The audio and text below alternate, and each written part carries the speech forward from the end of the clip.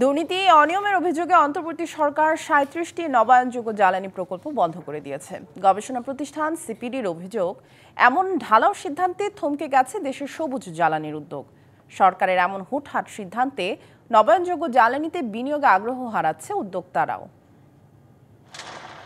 জীবাশ্ম জ্বালানির দামের অস্থিরতা আর সরবরাহ সংকটে কার্যকর সমাধান হতে পারত নবায়নযোগ্য জ্বালানি। ২০৩০ সালের মধ্যে দেশের মোট জ্বালানির ২০% নবায়নযোগ্য জ্বালানি থেকে সংগ্রহের লক্ষ্য আছে সরকারের।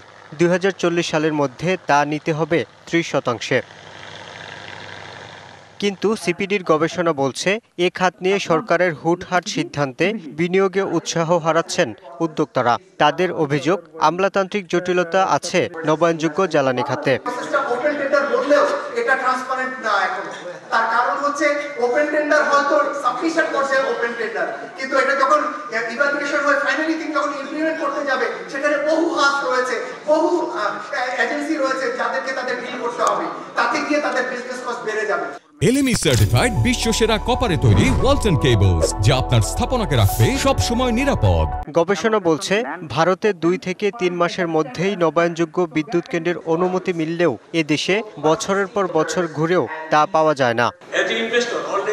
উদ্যোক্তারা নবায়নযোগ্য জ্বালানি খাতে বিনিয়োগে আগ্রহী, কিন্তু এই খাতে বিনিয়োগ জটিলতা অনেক। 10টি দপ্তর থেকে 13টি সার্টিফিকেট নিতে হয়, আর বিদেশি বিনিয়োগকারীদের জন্য নেই স্পষ্ট নীতিমালাও। এ অবস্থায় বাতিল হওয়া ৩৭টি প্রকল্প পুনর্মূল্যায়নের আহ্বান বিইআরসির।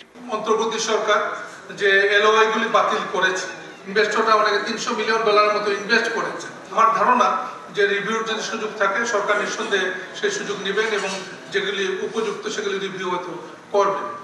এ সময় নবায়নযোগ্য জ্বালানি খাতে বিদেশি বিনিয়োগ টানতে আলাদা নীতিমালা সহ আইনি বাধা দূর করতে উদ্যোগ নেওয়ার আশ্বাস দেন বিডা প্রতিনিধি। সবাই বলেছেন এলওআই ক্যান্সেলেশন একটি চ্যালেঞ্জ এবং এটার ফিডব্যাকটা আমরা সবাই নিচ্ছি। Yusuf Rana, DBC news, Dhaka.